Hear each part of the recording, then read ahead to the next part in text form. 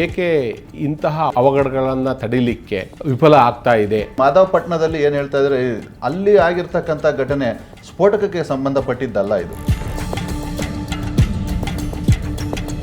ಏನು ಕ್ರಮಗಳನ್ನು ಕೈಗೊಳ್ಳಬೇಕಾಗಿತ್ತು ಅಂತೇಳಿ ನಿಮ್ಮ ನಿರೀಕ್ಷೆ?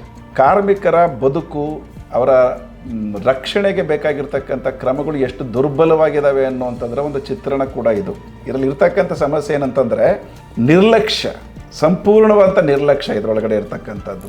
ಅಕ್ರಮ ಗಣಿಗಾರಿಕೆಗೆ ಬಹುತೇಕ ಆರೋಪಗಳು ಕೇಳಿ ಬರ್ತಾ ಇದ್ದಾವೆ. ಗಣಿಗಾರಿಕೆ ಅಂತ ಯಾರು ಹೇಳೋದೇ ಇಲ್ಲ, ಎಲ್ಲರೂ ಅಕ್ರಮ ಗಣಿಗಾರಿಕೆ ಅಂತಲೇ ಹೇಳೋದು. ಇದು ಪ್ರಿಫಿಕ್ಸ್ ಆಗೋಗಿದೆ.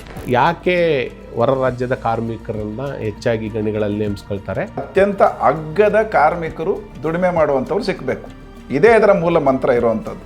PF ಇರಲ್ಲ, ESI ಇರಲ್ಲ, ಮತ್ತು ಅವ್ರಿಗೆ ತುಟಿ ಬತ್ತಿ ಅಂತಿರಲ್ಲ, ಯಾವುದು ಕೊಡೋದಿಲ್ಲ ಅವ್ರಿಗೆ. ಕಾರ್ಮಿಕ ಇಲಾಖೆ ಯಾವ ಅಧಿಕಾರಿಗಳು ಹೋಗ್ತಾರಲ್ಲ ನೋಡಲಿಕ್ಕೆ, ಇವೆಲ್ಲ ಸಮಸ್ಯೆಗಳಿದ್ದಾವೆ. ನಮಸ್ಕಾರ, ಪ್ರಜಾವಾಣಿ ಪಾಡ್ಕಾಸ್ಟ್ಗೆ ಸ್ವಾಗತ. ನಾನು ಚಂದ್ರಹಾಸ್ ಹಿರೇಮಳಲ್ಲಿ. ಇವತ್ತಿನ ಚರ್ಚಾ ವಿಷಯ ಕಲ್ಲು ಗಣಿಗಾರಿಕೆ ಎಷ್ಟು ಸುರಕ್ಷಿತ. ಈ ವಿಷಯ ಕುರಿತು ಚರ್ಚಿಸಲು ನಮ್ಮೊಂದಿಗೆ ಜಲ್ಲಿ ಕ್ರಷರ್ ಮಾಲೀಕರ ಒಕ್ಕೂಟದ ಪ್ರಧಾನ ಕಾರ್ಯದರ್ಶಿಯಾಗಿರ್ತಕ್ಕಂತಹ CS ಭಾಸ್ಕರ್ ಅವರಿದ್ದಾರೆ. ಅವರಿಗೆ ಕಾರ್ಯಕ್ರಮಕ್ಕೆ ಸ್ವಾಗತಿಸ್ತೇನೆ. ಹಾಗೆ CITU ರಾಜ್ಯ ಮುಖಂಡರಾಗಿರ್ತಕ್ಕಂತಹ ಪ್ರಕಾಶ್ ರವರು ನಮ್ಮೊಂದಿಗಿದ್ದಾರೆ. ಅವರನ್ನು ಕಾರ್ಯಕ್ರಮಕ್ಕೆ ಸ್ವಾಗತಿಸ್ತೇನೆ. ಮೊನ್ನೆ ಬೆಂಗಳೂರು ದಕ್ಷಿಣ ಜಿಲ್ಲೆಯ ತಾವರೆಕೆರೆ ಹೋಬಳಿ ಒಂದು ಗ್ರಾಮದಲ್ಲಿ, ಮಾದಾಪಟ್ಟಣದಲ್ಲಿ ಒಂದು ಬಂಡೆ ಕುಸಿದು ಏಳು ಕಾರ್ಮಿಕರು ಜೀವವನ್ನು ಕಳ್ಕೊಂಡಿದ್ದಾರೆ. ಇಂತಹ ಪ್ರಕರಣಗಳು ಆಗಾಗ ರಾಜ್ಯದ ವಿವಿಧ ಕಲ್ಲುಗಣಿ ಪ್ರದೇಶಗಳಲ್ಲಿ ನಡೀತಾನೆ ಇದ್ದಾವೆ. ಏಕೆ ಇಂತಹ ಅವಘಡಗಳನ್ನು ತಡಿಲಿಕ್ಕೆ ವಿಫಲ ಆಗ್ತಾ ಇದೆ ನಮ್ಮ ಆಡಳಿತ ಮತ್ತು ಕ್ರಷರ್ ಮಾಲೀಕರು? ಏನು ಸುರಕ್ಷತಾ ಕ್ರಮಗಳನ್ನು ಕೈಗೊಳ್ಳಬೇಕಿತ್ತು? ಇದು ಭವಿಷ್ಯದಲ್ಲೂ ಇದನ್ನು ತಡಿಲಿಕ್ಕೆ ಏನು ಮಾಡ್ಬೋದು ಅಂತಕ್ಕಂಥದ್ದು. ಈಗ ನೋಡಿ, ನಮ್ಮ ಕಲ್ಲುಗಣಿ ಅಂತಿದ್ದಂಗೆನೇ ನಾವು ಉಪಯೋಗಿಸ್ತಾ ಇರ್ತಕ್ಕಂಥದ್ದು ಸ್ಫೋಟಕಗಳು. ನಾವು ಸ್ಫೋಟಕಗಳನ್ನ ಉಪಯೋಗಿಸಿ ನಾವು ಆ ಕಲ್ಲನ್ನು ಏನು ಬಂಡೆಗಳಿಂದ ಮೂಲಕ ನಾವು ಸಪ್ರೇಟ್ ಮಾಡ್ತಾ ಇದ್ದೀವಿ, ಅದನ್ನು ಬೇರ್ಪಡಿಸ್ತಾ ಇದ್ದೀವಿ. ಅದಕ್ಕಿರೋದು ಒಂದೇ ಒಂದು ವಿಧಾನ, ಅದು ಸ್ಫೋಟಕ ಅಷ್ಟೇನೆ. ಸ್ಫೋಟಕ ಅಂತ ಬರ್ತಿದ್ದಂಗೆನೇ ಇದು 7-8 ವರ್ಷಗಳ ಹಿಂದೆ ಇದ್ದಂಥ ಪದ್ಧತಿ ಇಲ್ಲ. ಈಗಾಗಲೇ ತುಂಬ ಸುಧಾರಣೆಗಳಾಗಿದೆ. ನಮಗೆ ಎಲೆಕ್ಟ್ರಾನಿಕ್ ಡಿಟರ್ನೇಟರ್ಸ್ ಕೊಡಬೇಕಾದ್ರೂ ಈವನ್ ಒಂದು ಸೀರಿಯಲ್ ನಂಬರ್ಸ್ನ ಇಟ್ಕೊಂಡು ಇದ್ರ ಮೇಲ್ಗಡೆನೇ ಲೈಸೆನ್ಸ್ಡ್ ಪರ್ಸನ್ಸ್ನ ಕರೆಸಿ ಅಲ್ಲಿ ಕ್ವಾರಿ ಪ್ಲ್ಯಾನಿಂಗ್ ಮಾಡಿಸಿ ಆ ಪ್ಲ್ಯಾನ್ ಪ್ರಕಾರನೇ ಮಾಡ್ತಾಯಿದ್ದೀವಿ. ಆದರೂ ಇಂಥ ಒಂದು ಘಟನೆಗಳು ನಡೆಯುತ್ತೆ ಎಲ್ಲೋ ಒಂದು. ಅಂದರೆ ರಸ್ತೆ ಮೇಲೆ ನಾವು ಸಂಚಾರ ಮಾಡಬೇಕಾದ್ರೆ ಯಾವ ಥರ ಅಪಘಾತಗಳು ಆಗುತ್ತೋ ಅದೇ ಥರ ಇಲ್ಲೂ ಅಪಘಾತಗಳಾಗೋ ಸಂಭವ ಜಾಸ್ತಿ ಇರುತ್ತೆ. ಹಾಗಾಗಿ ಎಲ್ಲೋ ಒಂದು ವರ್ಷದಲ್ಲಿ ಒಮ್ಮೆ ಅಥವಾ 2 ವರ್ಷಕ್ಕೊಮ್ಮೆ ಈ ಥರ ಒಂದು ಘಟನೆ ನಡೆದಿದೆ. ಆದರೆ ಈ ಪರ್ಟಿಕ್ಯುಲರ್ ಮಾಧವಪಟ್ಟಣದಲ್ಲಿ ಏನು ಹೇಳ್ತಾ ಇದ್ದಾರೆ, ಅಲ್ಲಿ ಆಗಿರ್ತಕ್ಕಂಥ ಘಟನೆ ಸ್ಫೋಟಕಕ್ಕೆ ಸಂಬಂಧಪಟ್ಟಿದ್ದಲ್ಲ.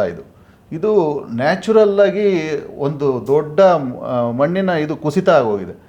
ಇದು ನೋಡೋದಕ್ಕೆ ಆ ಥರ ಕಾಣಿಸ್ತಾ ಇರಲಿಲ್ಲ. ಆ ಥರ ಇದ್ದರೆ ನಮ್ಮ ಯಾರು ಕ್ವಾರಿ ಇಂಜಿನಿಯರ್ಸ್ ಇರ್ತಾರೆ ಅವರೇ ಅಲ್ಲಿ ಹೋಗಿ ಅದನ್ನು ಕ್ಲಿಯರ್ ಮಾಡಿಸಿ ಬರ್ತಾಯಿದ್ರು. ಇದು ಗಾಡ್ಸ್ ಆ್ಯಕ್ಟ್ ಅಂತ ಅನ್ಕೋಬೋದು.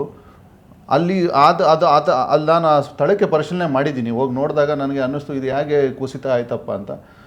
ಇದು ಎಲ್ಲೋ ಒಂದು ಗಾಡ್ಸ್ ಆ್ಯಕ್ಟ್ ಅಂತ ಹೇಳ್ಬೋದು.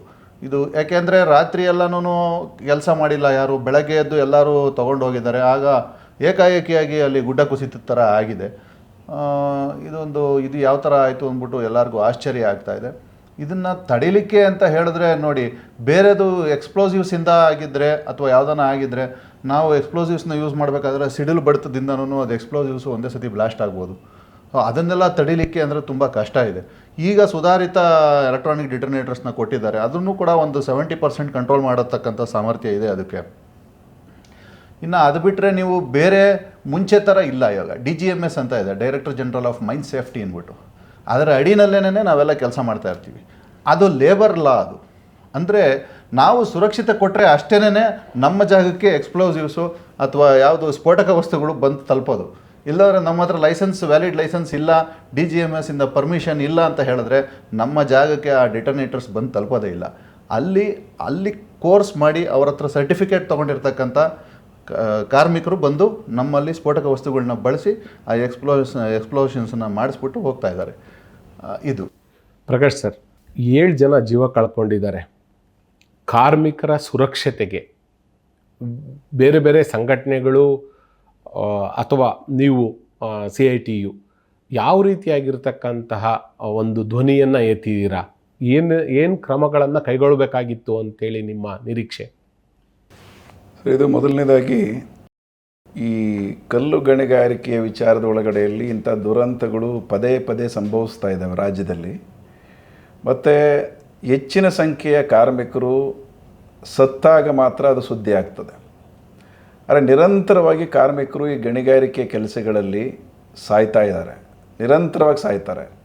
ಒಬ್ಬರು ಇಬ್ಬರು ಸತ್ತಾಗ ಅದು ಗೊತ್ತೇ ಆಗೋದಿಲ್ಲ, ಅದು ಸುದ್ದಿನೂ ಆಗಲ್ಲ, ಮುಚ್ಚೋಗುತ್ತೆ.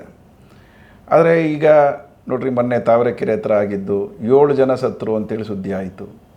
ಹಿಂದೆ ಶಿವಮೊಗ್ಗದಲ್ಲಾದಾಗಲೂ ಅಲ್ಲೂ ಒಂದು 6 ಜನ ತೀರ್ಕೊಂಡ್ರು ಅನ್ನೋಂಥ ಕಾರಣಕ್ಕಾಗಿ ಅದು ಸುದ್ದಿ ಆಯಿತು. ಆ ರೀತಿ ದೊಡ್ಡ ಸಂಖ್ಯೆಯಲ್ಲಿ ಕಾರ್ಮಿಕರು ತೀರ್ಕೊಂಡಾಗ ಮಾತ್ರನೇ ಅದು ಸುದ್ದಿ ಆಗೋದು ವಾಡಿಕೆ ಆಗೋಗಿದೆ ಅದು. ಆದರೆ ನಿರಂತರವಾಗಿ ಈ ಕಲ್ಲು ಗಣಿಗಾರಿಕೆಯಲ್ಲಿ ಅಥವಾ ಗಣಿಗಾರಿಕೆಯಲ್ಲಿ ಸಹಜವಾಗಿ ಸಾಧಾರಣವಾಗಿ ಸಾಯ್ತಿರ್ತಾರೆ ಅನ್ನುವಂಥದ್ದನ್ನು ನಾವಿಲ್ಲಿ ವಿಶೇಷವಾಗಿ ಗಮನಿಸಬೇಕಾಗಿದೆ. ಇದು ಭಾಳ ಆತಂಕದ ವಿಚಾರ ಮತ್ತು ಕಾರ್ಮಿಕರ ಬದುಕು, ಅವರ ರಕ್ಷಣೆಗೆ ಬೇಕಾಗಿರ್ತಕ್ಕಂಥ ಕ್ರಮಗಳು ಎಷ್ಟು ದುರ್ಬಲವಾಗಿದ್ದಾವೆ ಅನ್ನುವಂಥದ್ರ ಒಂದು ಚಿತ್ರಣ ಕೂಡ ಇದು. ಇದನ್ನು ನಾವು ವಿಶೇಷವಾಗಿ ಗಮನಿಸಬೇಕಾಗಿದೆ.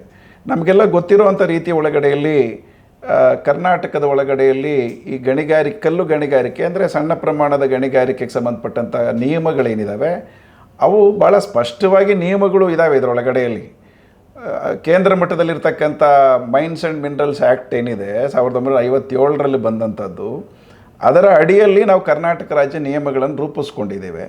ಈ ಎಲ್ಲ ಸಣ್ಣ ಪ್ರಮಾಣದ ಕಲ್ಲು ಗಣಿಗಾರಿಕೆ ಅಥವಾ ಇತರ ಗಣಿಗಾರಿಕೆ ಏನೆಲ್ಲ ಇದ್ದಾವೆ ಅವೆಲ್ಲವಕ್ಕೂ ಕೂಡ ಈ ನಿಯಮಗಳು ಅನ್ವಯ ಆಗ್ತವೆ.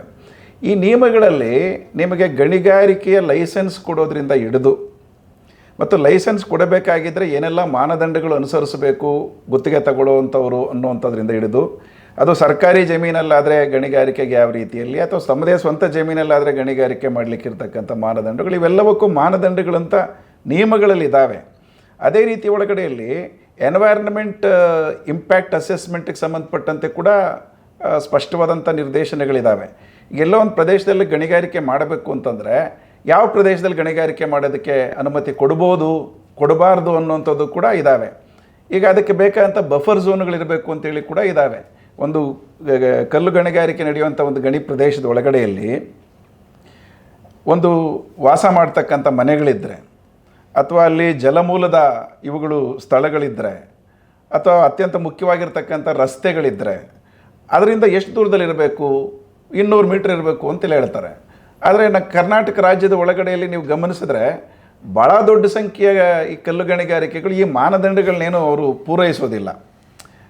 ಅದು ಸ್ಥಳೀಯವಾದಂಥ ಈ ಗಣಿಗಾರಿಕೆ ಇಲಾಖೆ ಜೊತೆಗಿನ ಹೊಂದಾಣಿಕೆಗಳು, ಕಾರ್ಮಿಕ ಇಲಾಖೆ ಜೊತೆಗಿನ ಹೊಂದಾಣಿಕೆಗಳು, ಇವುಗಳ ಜೊತೆಯಲ್ಲಿ ನಡ್ಕೊಂಡು ಹೋಗ್ತಾ ಇದ್ದಾವೆ ಅನ್ನುವಂಥದ್ದನ್ನು ನಾವು ಗಮನಿಸಬೇಕು. ಇದು ಗಣಿಗಾರಿಕೆಗೆ ಸಂಬಂಧಪಟ್ಟಂತೆ ಪರಿಸರದ ಪ್ರಶ್ನೆ ಮತ್ತು ಸಾಮಾನ್ಯ ನಿಯಮಗಳಿಗೆ ಸಂಬಂಧಪಟ್ಟಂತೆ ಇರತಕ್ಕಂಥದ್ದಾದರೆ ಅಲ್ಲಿ ಕೆಲಸ ಮಾಡ್ತಕ್ಕಂಥ ಕಾರ್ಮಿಕರಿಗೆ ಯಾವುದೆಲ್ಲ ಮಾನದಂಡಗಳಿರಬೇಕು ಅನ್ನೋಂಥದ್ದು ಕೂಡ ಈ ನಿಯಮಗಳಲ್ಲಿದ್ದಾವೆ. ಈಗ ಯಾವುದೋ ಕೆಲವು ಕಲ್ಲು ಗಣಿಗಳಲ್ಲಿ ಮಾತ್ರನೇ ಈ ರೀತಿಯಾದಂಥ ಸುರಕ್ಷತಾ ಕ್ರಮಗಳನ್ನ ಅನುಸರಿಸೋದು, ಅದು ಬಹುಶಃ ಇವರು ಭಾಸ್ಕರ್ ಅವ್ರಿಗೂ ಗೊತ್ತಿದೆ. ಅದು ಯಾವುದೋ ಕೆಲವರು ಮಾತ್ರ ಅದನ್ನು ಅನುಸರಿಸ್ತಾರೆ. ಆದರೆ ಬಹುತೇಕ ಗಣಿಗಳಲ್ಲಿ ಯಾವ ಸುರಕ್ಷತಾ ಮಾನದಂಡಗಳನ್ನು ಅನುಸರಿಸಲ್ಲ. ಇದೇ ದೊಡ್ಡ ಸಮಸ್ಯೆ ನಮಗಿರುವಂಥದ್ದು. ಈಗ ಅವರಲ್ಲಿ ಒಂದು ಗಣಿಗಾರಿಕೆ ಅನ್ನೋದೇ ಒಂದು ಕಷ್ಟಕರವಾದಂಥ ಕೆಲಸ, ಅದು ಅಪಾಯದ ಕೆಲಸ, ಸುರಕ್ಷತೆ ಮತ್ತು ಪರಿಸರದ ಪ್ರಶ್ನೆ ಇದೆ, ಇವೆಲ್ಲವೂ ಇದ್ದಾವೆ ಇದರೊಳಗಡೆಯಲ್ಲಿ. ಅವರಿಗೆ ಹೆಲ್ಮೆಟ್ ಕೊಡಬೇಕು, ಕೈಗವಸುಗಳನ್ನ ಕೊಡಬೇಕು, ಬೂಟುಗಳನ್ನ ಕೊಡಬೇಕು, ಮತ್ತು ಅಲ್ಲಿ ಧೂಳು ಜಾಸ್ತಿ ಇರ್ತದೆ ಅದಕ್ಕೆ ಬೇಕಾದಂಥ ಮುಖ ಗವಸುಗಳನ್ನ ಕೊಡಬೇಕು. ಇಂಥ ಹಲವು ಮಾನದಂಡಗಳಿದ್ದಾವೆ. ಮತ್ತು ಅವರಿಗೆ ರೆಗ್ಯುಲರ್ ಆಗಿ ಆರೋಗ್ಯ ತಪಾಸಣೆ ಮಾಡಬೇಕು, ಯಾಕೆಂದರೆ ಧೂಳಲ್ಲೇ ಕೆಲಸ ಮಾಡ್ತಿರ್ತಾರೆ ಅವರು. ಹೀಗಾಗಿ ಹಲವು ಮಾನದಂಡಗಳಿದ್ದಾವೆ. ಆದರೆ ಭಾಳ ತುಂಬ ವಿಷಾದದಿಂದ ಹೇಳಬೇಕಾಗಿರೋ ಒಂದು ಸಂಗತಿ ಏನಂತಂದರೆ ಕರ್ನಾಟಕದೊಳಗಡೆಯಲ್ಲಿ ಕೆಲವು ಗಣಿಗಳನ್ನು ಬಿಟ್ಟರೆ ಮೆಜಾರಿಟಿ ಈ ಕಲ್ಲು ಗಣಿ ಮಾಡುವಂಥವರು ಯಾವ ಮಾನದಂಡಗಳನ್ನ ಅನುಸರಿಸೋದಿಲ್ಲ ಅನ್ನೋದೇ ಈ ಸಮಸ್ಯೆಗೆ ಮೂಲ ಅನ್ನುವಂಥದ್ದನ್ನು ಗಮನಿಸಬೇಕಾಗಿದೆ. ಈ ಹಿನ್ನೆಲೆಯಲ್ಲೇ ಮೊನ್ನೆ ನಡೆದಂಥ ಈ ದುರ್ಘಟನೆಯನ್ನು ಕೂಡ ನಾವು ಗಮನಿಸಬೇಕಾಗಿರ್ತಕ್ಕಂಥದ್ದು. ಭಾಸ್ಕರ್ ಅವರೇನೋ ಒಂದು ಶಬ್ದ ಬಳಸಿದ್ರು, ಇದು ದೈವದ ಒಂದು ಕೃತ್ಯ ಆಗಿರ್ಬೋದು ಅಂತೇಳಿ ಹೇಳಿ. ಬಹುಶಃ ಅವ್ರಿಗೆ ಹೇಳೋದಕ್ಕೆ ಕಷ್ಟ ಆಗ್ತಿರ್ಬೋದು, ಅವ್ರಿಗೂ ಮನಸ್ಸಲ್ಲಿ ಡೆಫಿನೆಟಾಗಿ ಅದರ ಬಗ್ಗೆ ಅತೃಪ್ತಿ ಇರ್ತದೆ, ಹಿಂಗೆ ಆಗಬಾರ್ದಾಗಿತ್ತು ಅನ್ನೋಂಥದ್ದು. ಅದಕ್ಕೆ ನಾವು ದೈವದ ಆಟ ಅಲ್ಲ ಪ್ರಶ್ನೆ ಇರುವಂಥದ್ದು ಇದರೊಳಗಡೆಯಲ್ಲಿ. ಇದರಲ್ಲಿ ಇರ್ತಕ್ಕಂಥ ಸಮಸ್ಯೆ ಏನಂತಂದರೆ ನಿರ್ಲಕ್ಷ್ಯ, ಸಂಪೂರ್ಣವಾದಂಥ ನಿರ್ಲಕ್ಷ್ಯ ಇದರೊಳಗಡೆ ಇರ್ತಕ್ಕಂಥದ್ದು.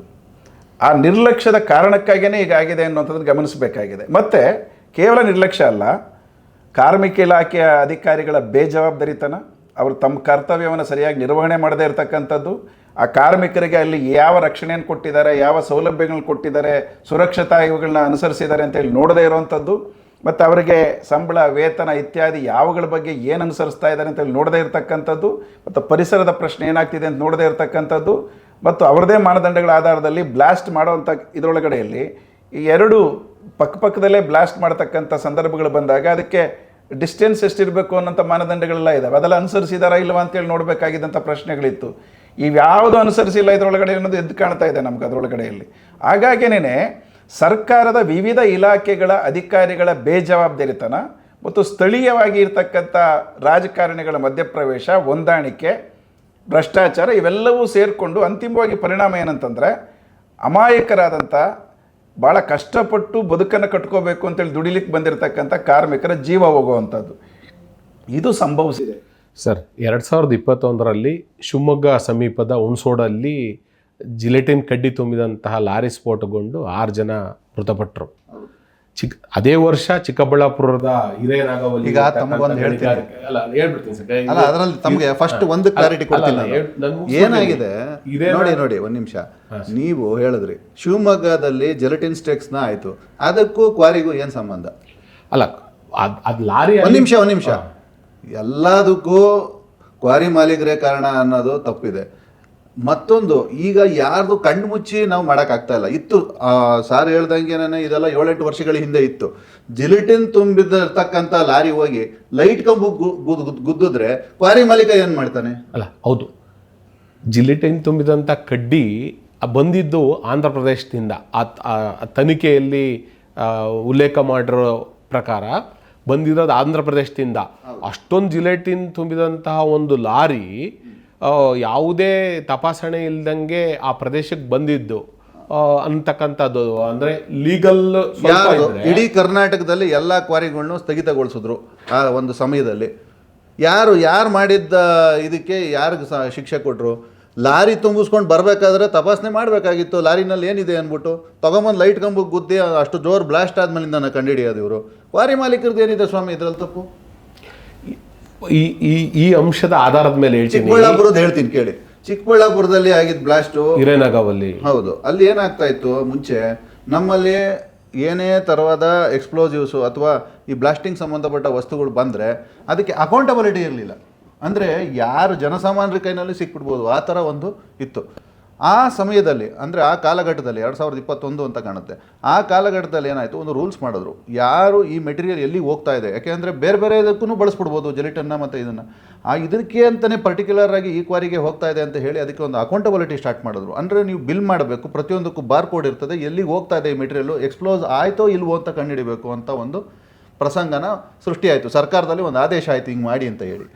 ಆ ಒಂದು ಸಂದರ್ಭದಲ್ಲಿ ಏನು ಮಾಡಿದ್ರು, ಪಾಪ ಇವರು ಅನ್ಅಕೌಂಟಬಲ್ ಆಗಿ ಎಷ್ಟೊಂದು ಜನ ಅದನ್ನ ಸ್ಟಾಕ್ ಮಾಡಿ ಇಟ್ಕೊತಾ ಇದ್ರು. ಯಾಕೆಂದರೆ ಕಂಟಿನ್ಯೂಸ್ ಸಪ್ಲೈ ಇರಲ್ಲ ಎಕ್ಸ್ಪ್ಲೋಸಿವ್ಸು, ಅವಾಗ ಬರೋದು ಹೋಗೋದು ಆ ಥರ ಮಾಡೋದು. ನಾವು ಅದನ್ನು ಸ್ಟೋರ್ ಮಾಡಬೇಕು ಅಂದ್ರೂ ಅದಕ್ಕೆ ಒಂದು ಶಾರ್ಟ್ ಫೈರ್ ಲೈಸೆನ್ಸ್ ತೊಗೋಬೇಕು, ಅದಕ್ಕೆ ಒಂದು ಕ್ರೈಟೀರಿಯಾ ಇದೆ. ಅಲ್ಲೊಂದು ಕಬ್ಬಿಣದ್ದು ಒಂದು ಕಾಂಕ್ರೀಟ್ ಮನೆ ಕಟ್ಟಬೇಕು, ಅದರೊಳಗಡೆ ಇರಬೇಕು, ಸುತ್ತ ಬಫರ್ ಝೋನ್ ಬಿಟ್ಟಿರಬೇಕು ಅಂತ ಎಲ್ಲ. ಸೊ ಅದೆಲ್ಲ ಮಾಡೋ ಅಷ್ಟು ಜಾಸ್ತಿ ನಾವು ಎಕ್ಸ್ಪ್ಲೋಸಿವ್ಸ್ನ ಸಣ್ಣ ಕ್ವಾರಿಗಳು ಇರೋದ್ರಿಂದ 5 ಎಕರೆ 10 ಎಕರೆ ಇರೋದ್ರಿಂದ ಯಾರೂ ಮಾಡಲ್ಲ. ಅದರಲ್ಲಿ ಎಲ್ಲೋ ಒಂದು ಸ್ಟೋರ್ ಮಾಡಿ ಇಟ್ಕೊಂಡಿದ್ರು. ಅವರ ಬೇಜವಾಬ್ದಾರಿತನ ಇದನ್ನು ತೊಗೊಂಡೋಗಿ ಅವರು ಅಲ್ಲಿ ಕೆಲಸ ಮಾಡ್ತಿರ್ತಕ್ಕಂಥವನ್ನೇ ತೊಗೊಂಡೋಗ್ಬಿಟ್ಟು ಬೆಂಕಿಗೆ ಹಾಕಿ ಆ ಅವಘಡ ಸಂದರ್ಭ ಉತ್ಪತ್ತಿ ಆಯಿತು. ಸೊ ಅದರಿಂದ ಅದು ಇವಾಗ ತೊಗೊಂಡೋಗಿ ಪಟಾಕಿನ ಅಥವಾ ಏನೋ ಒಂದು ಎಕ್ಸ್ಪ್ಲೋಸಿವ್ನ ಬೆಂಕಿಲಿ ಹಾಕಿದ್ರೆ ಅದು ಸಿಡಿವಾಗಿರ್ತಕ್ಕಂಥ ಈ ಕಲ್ಲು ಗಣಿ ಮತ್ತು ಜಲ್ಲಿ ಕ್ರಷರ್ ಮಾಲೀಕರ ಮೇಲಿರೋಂಥ ಗಂಭೀರ ಆರೋಪ ಅಂತಂದರೆ ಅಕ್ರಮ ಗಣಿಗಾರಿಕೆಗೆ ಬಹುತೇಕ ಆರೋಪಗಳು ಕೇಳಿಬರ್ತಾ ಇದ್ದಾವೆ ಮೊದಲಿಂದಲೂ ಸಹ. ಅಲ್ಲ ಮುಗಿಸ್ಬಿಡ್ತೀನಿ ಸರ್. ಅಂದರೆ ಅನುಮತಿ ತಗೊಂಡಿರೋ ಪ್ರದೇಶಕ್ಕಿಂತ ಇನ್ನೂ ಜಾಸ್ತಿ ಮಾಡೋವಂಥದ್ದು, ಅನುಮತಿ ಇಲ್ಲದೇ ಅರಣ್ಯ ಪ್ರದೇಶಗಳಲ್ಲಿ ಮಾಡೋವಂಥದ್ದು, ಈ ಥರದ ಆರೋಪಗಳು ಕೇಳಿ ಬರ್ತವೆ. ಯಾಕೆ ನಿಯಮವನ್ನು ಉಲ್ಲಂಘಿಸಿ ಈ ಥರದ ಒಂದು ಚಟುವಟಿಕೆಗಳನ್ನು ಮಾಡಬೇಕು, ಅದರ ಅಗತ್ಯ ಏನಿದೆ? ನೋಡಿ, ಗಣಿಗಾರಿಕೆ ಅಂತ ಯಾರು ಹೇಳೋದೇ ಇಲ್ಲ, ಎಲ್ಲರೂ ಅಕ್ರಮ ಗಣಿಗಾರಿಕೆ ಅಂತಲೇ ಹೇಳೋದು. ಇದು ಪ್ರಿಫಿಕ್ಸ್ ಆಗೋಗಿದೆ, ಮುಂಚೆನೇ ಹೋಗಿ ಫಿಕ್ಸ್ ಆಗೋಗಿದೆ. ಇದು ಈ ಥರ ನಡೆಯೋಕ್ಕಾಗಲ್ಲ. ಯಾವುದೇ ಆಗಲಿ ಯಾರ್ದು ಕಣ್ಣಿಗೆ ಬಟ್ಟೆ ಕಟ್ಬಿಟ್ಟು ನಡೆಸೋಂಥ ಸಣ್ಣ ಕೆಲಸ ಅಲ್ಲ, 4 ಗೋಡೆಗಳ ಮಧ್ಯೆ ನಡೆಯೋವಂಥ ಕೆಲಸ ಅಲ್ಲ ಇದು. ಇದರೊಳಗಡೆ ನೀವು ಹೇಳ್ತಾರೆ ಅತಿಕ್ರಮಣ ಮಾಡಿ ಆ ಕಡೆ ಈ ಕಡೆ ಹೋಗಿರ್ತಾರೆ, ಇರ್ಬೋದು. ಇದು ಏನಾಗುತ್ತೆ, ನಾವು ಏರಿಯಾನ ಝೋನ್ ಮಾಡಿದಾಗ ನೋಡಿ, ಫಸ್ಟು ನಮಗೆ ಕೈನಲ್ಲಿ ಚೈನಲ್ಲಿ ಅಳತೆ ಮಾಡಿ ಕೊಟ್ಟರು, ಇಷ್ಟು ನಿಮ್ಮದು ಬೌಂಡ್ರಿ ಅಂತ. ಅದಾದಮೇಲೆ GPS ಮಾಡ್ತೀವಿ ಅಂತ ಹೇಳಿದ್ರು, ಅದಾದಮೇಲೆ DGMS ಮಾಡ್ತೀವಿ ಅಂತ ಹೇಳಿದ್ರು, ಇವಾಗ ಡ್ರೋನ್ ಬಿಡ್ತೀವಿ ಅಂತ ಹೇಳ್ತಾ ಇದ್ದಾರೆ. ಇದು ದಿನಕ್ಕೂ ಚೇಂಜ್ ಆಗ್ತಾ ಇದೆ. ಸಪೋಸ್ ನಮಗೆ ಒಂದು ಏರಿಯಾದಲ್ಲಿ ಕೊಟ್ಟಿರ್ತಾರೆ, ಮತ್ತೆ ಅವ್ರು ಬಂದು ನಮ್ಗೆ ಹೇಳ್ತಾರೆ ಇದಲ್ಲ ನಿಮ್ಮದು ಇದು ಅಂತಾರೆ. ಇಲ್ಲಿ ಕಾರ್ಯವೈಖರಿ ಪದ್ಧತಿ ಬಗ್ಗೆನೇ ಮೈನ್ಸ್ ಆ್ಯಂಡ್ ಜಿಯಾಲಜಿ ಡಿಪಾರ್ಟ್ಮೆಂಟ್ ಅವ್ರಿಗೆ ಒಂದು ಫ್ರೀಸಿಂಗ್ ಇದಿಲ್ಲ, ಒಂದು ಅವ್ರಿಗೆ ಬೇಕಾಗಿರ್ತಕ್ಕಂಥ ಮಾನದಂಡಗಳನ್ನ ಅನುಸರಿಸಿ ಮಾಡಬೇಕಾಗಿರೋದು ಯಾವುದೂ ಇಲ್ಲ. ಇವತ್ತು ಯಾವುದು ಹೊಸ ಟೆಕ್ನಾಲಜಿ ಬಂದರೆ ಅದೇನಾಗುತ್ತೆ, 7 ಮೀಟ್ರು 10 ಮೀಟ್ರು ಶಿಫ್ಟ್ ಆಗ್ತಾ ಇರ್ತದೆ. ಅದು ಬಿಟ್ಟು ತಾವು ಹೇಳ್ದಂಗೆ ಎಲ್ಲೋ ಅರಣ್ಯದಲ್ಲಿ ಮಾಡ್ತಾ ಇದ್ದಾರೆ ಅಂತ ಹೇಳಿದ್ರೆ ಈ ಕಾಲದಲ್ಲಿ ಕಮ್ಮಿ ಸ್ವಾಮಿ. ಅಂದರೆ ಬಫರ್ ಝೋನ್ ಮಿತಿಯನ್ನು ಮೀರಿ. ಬಫರ್ ಝೋನ್ ಅಂದರೆ ಈಗ ಒಂದು 5 ಕಿಲೋ, ಈ ನಗರ ಪ್ರದೇಶದಿಂದ 5 ಕಿಲೋಮೀಟ್ರು 10 ಕಿಲೋಮೀಟ್ರು ಮಾಡಂಗಿಲ್ಲ. ಸೇಫರ್ ಝೋನ್ ಅಂದ್ಬಿಟ್ಟು 2011ರಲ್ಲಿ ಒಂದ್ಸತಿ ಒಂದು ಗೋದಾವರ್ಮನ್ ಕೇಸ್ನಲ್ಲಿ ಸಾರು ಗೊತ್ತಿರ್ಬೋದು, ಒಂದು ತೀರ್ಪು ಬಂತು. ಆ ತೀರ್ಪಿನ ಪ್ರಕಾರ ಕರ್ನಾಟಕದಲ್ಲಿ ಇರ್ತಕ್ಕಂಥ ಎಲ್ಲ ಕ್ರಷರ್ಗಳನ್ನ ಸೇಫರ್ ಝೋನ್ಗೆ ಶಿಫ್ಟ್ ಮಾಡಿಬಿಡಿ ಅಂತ ಹೇಳಿ ಒಂದು ಆರ್ಡ್ರ್ ಮಾಡಿದ್ರು. ಸೇಫರ್ ಝೋನ್ ಅಂತ ಹೇಳಿದ್ರೆ 2 ಕಿಲೋಮೀಟ್ರು ನಗರ ವ್ಯಾಪ್ತಿಯಿಂದ 2 ಕಿಲೋಮೀಟ್ರು ಹ್ಯೂಮನ್ ಇನ್ಹ್ಯಾಬಿಟೇಷನ್, ಮನುಷ್ಯ ವಾಸ ಮಾಡ್ತಿರ್ತಕ್ಕಂಥ ಇದರಿಂದ, ಮತ್ತು ಅದಕ್ಕೆ ಒಂದು ಮಾನದಂಡಗಳನ್ನೆಲ್ಲ ಮಾಡಿ ಕೊಟ್ಟರು, ಇಲ್ಲಿಗೆ ಶಿಫ್ಟ್ ಮಾಡಿಬಿಡಿ ಅಂತ ಹೇಳಿ. ಅದು ಕೊನೆಗೆ ಆ ಥರ ಅವ್ರು ಕೊಟ್ಟಿರ್ತಕ್ಕಂಥ ಮಾನದಂಡಗಳು ಈ ಭೂಲೋಕದಲ್ಲಿ ಸಿಕ್ಕಲಿಲ್ಲ, ಚಂದ್ರಲೋಕಕ್ಕೆ ಹೋಗಬೇಕಾಗಿತ್ತು. ಹಾಗಾಗಿ ಏನು ಮಾಡಿದ್ರು, ಅದರಲ್ಲಿ ರಿಲ್ಯಾಕ್ಸೇಷನ್ ಮಾಡಿದ್ರು. ಇವಾಗಲೂ ಮಾನದಂಡಗಳು ಸ್ಪಷ್ಟವಾಗಿದೆ. ನಗರ ಪ್ರದೇಶ ಅಥವಾ ಎನಿ ಹ್ಯೂಮನ್ ಇನ್ಹ್ಯಾಬಿಟೇಷನ್, ಯಾರನ್ನ ಮನುಷ್ಯ ವಾಸ ಮಾಡ್ತಿರ್ತಕ್ಕಂಥ ಪ್ರದೇಶಗಳಿಂದ 1 ಕಿಲೋಮೀಟ್ರು, ನೀರು ಏನಾನ ಇದ್ದರೆ 500 ಮೀಟ್ರು, ರಸ್ತೆ ಅಥವಾ ಏನಾನ ಇದ್ದರೆ 100 ಮೀಟ್ರು, 200 ಮೀಟರ್ಸು, ಇಂಥ ಕಡೆ ಮಾತ್ರ ನೀವು ಕ್ರಷರ್ನ, ಅಂದರೆ ನಾನು ಕ್ವಾರಿ ಬಗ್ಗೆ ಹೇಳ್ತಿಲ್ಲ, ಕ್ರಷರ್ನ ತಾವು ಹಾಕಬೇಕು ಅಂದ್ಬಿಟ್ಟು. ಕ್ವಾರಿ ಈಸ್ ಕನ್ಸರ್ನ್, ಕ್ವಾರಿ ಬಗ್ಗೆ ಬರೋದಾದರೆ ಡೆಪ್ಟಿ ಕಮಿಷನರು, ಅಸಿಸ್ಟೆಂಟ್ ಕಮಿಷನರು, ತಹಸೀಲ್ದಾರರು, ಫಾರೆಸ್ಟು ಎಲ್ಲ NOCಗಳನ್ನೂ ನಾವು ತೊಗೊಂಬಂದು ಕೊಟ್ಟಾದ್ಮೇಲಿಂದನೇ ಒಂದು ಕ್ವಾರಿ ರಿಲೀಸ್ ಆಗೋದು. ಅಕ್ರಮ ಮಾಡ್ತಾ ಇದ್ದಾರೆ ಅಂತ ಹೇಳಿದ್ರೆ ಶಕ್ತಿವಂತರು ಮಾಡ್ಬೋದು, ಅದೂ ಜಾಸ್ತಿ ದಿನ ಮಾಡೋಕ್ಕಾಗಲ್ಲ. ಯಾಕೆ ಅಂದರೆ ಇವತ್ತು ಇರತಕ್ಕಂಥ ಒಂದು ಮೀಡಿಯಾ ವ್ಯವಸ್ಥೆನಲ್ಲಿ ಅದು ಕೂಡ ಅಷ್ಟು ಸುಲಭವಾದ ಕೆಲಸ ಅಲ್ಲ ಅದು, ಆ ಥರ ಎಲ್ಲ ಮಾಡೋದಕ್ಕೆ.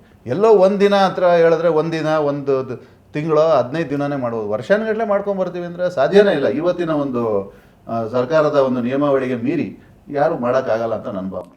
ಪ್ರಕಾಶ್ ಸರ್, ಗಣಿಗಾರಿಕೆ ಪ್ರದೇಶದಲ್ಲಿ ಘಟನೆಗಳು ನಡೆದಾಗ ಮೃತಪಟ್ಟಿರ್ತಕ್ಕಂತಹ ಕಾರ್ಮಿಕರನ್ನು ನೋಡಿದರೆ ಅತಿ ಹೆಚ್ಚು ಕಾರ್ಮಿಕರು ಹೊರ ರಾಜ್ಯಗಳಿಂದ ಬಂದಿರತಕ್ಕಂಥವ್ರು. ಈಗ ಉದಾಹರಣೆಗೆ ಮೊನ್ನೆ ನಡೆದಂತಹ ಘಟನೆಯೇ ತಾವರೆಕೆರೆ ಹೋಬಳಿಯಲ್ಲಿ ನಡೆದಂಥ ಘಟನೆಯನ್ನೇ ತೆಗೆದುಕೊಂಡ್ರೆ ಸತ್ತಿರೋಂಥ 7 ಜನದಲ್ಲಿ 6 ಜನ ಹೊರ ರಾಜ್ಯದವರಿದ್ದಾರೆ, ಒಬ್ಬರು ಮಾತ್ರ ಯಾದಗಿರಿ ಜಿಲ್ಲೆಯವರಿದ್ದಾರೆ.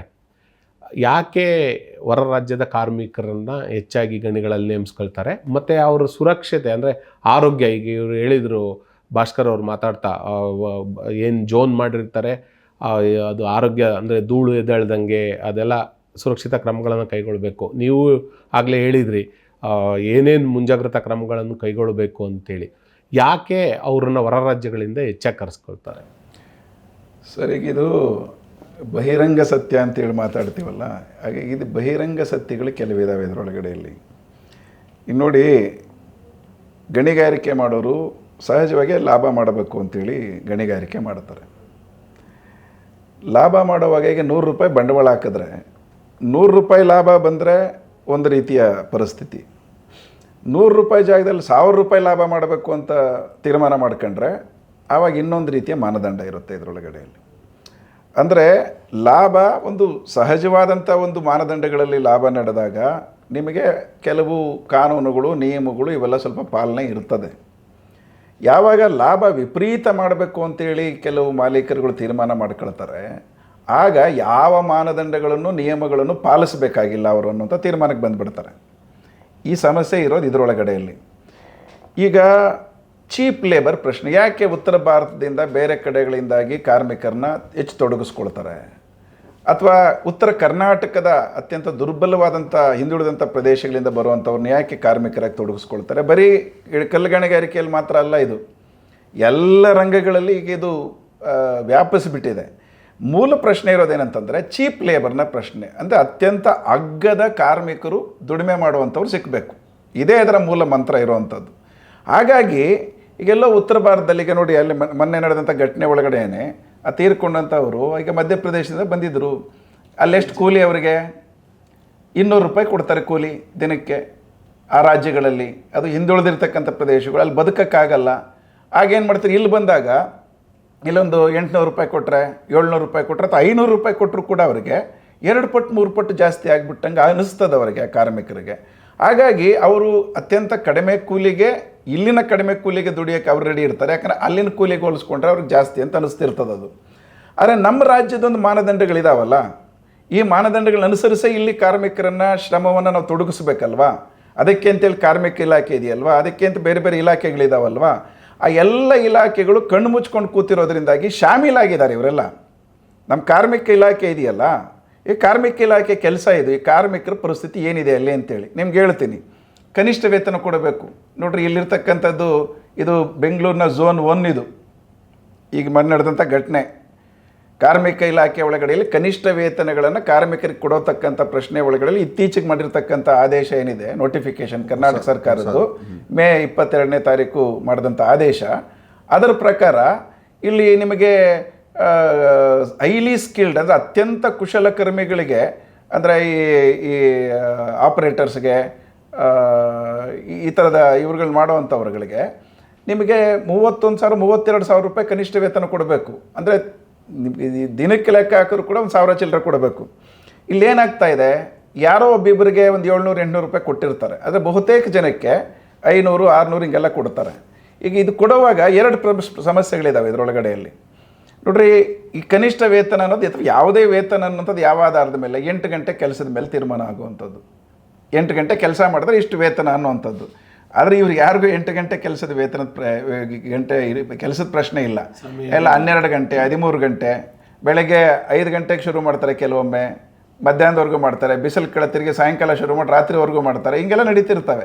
12 ಗಂಟೆ 13 ಗಂಟೆ ಕಾಮನ್ ಆಗಿರ್ತದೆ. ಇವ್ರು ಯಾರಿಗೂ ಕೂಡ ಹೆಚ್ಚುವರಿ ಕೆಲಸಕ್ಕಾಗಿ 2 ಪಟ್ಟು ಸಂಬಳ ಕೊಡುವಂಥದ್ದು, OT ಪೇಮೆಂಟ್ ಅನ್ನೋದು ಈಗ ಯಾವ ಕಾನೂನುಗಳು ಇವ್ರಿಗೆ ಅಪ್ಲೈ ಮಾಡ್ತಿರಲ್ಲ ಈ ರೀತಿ. ಮತ್ತೆ ಅವ್ರಿಗೆ ESI ಇರಲ್ಲ, PF ಇರಲ್ಲ, ಅಲ್ಲ ನಾನು ಹೇಳ್ತೀನಿ, PF ಇರಲ್ಲ, ESI ಇರಲ್ಲ, ಮತ್ತೆ ಅವ್ರಿಗೆ ತುಟಿ ಭತ್ಯೆ ಅಂತಿರಲ್ಲ, ಯಾವುದು ಕೊಡೋದಿಲ್ಲ ಅವ್ರಿಗೆ.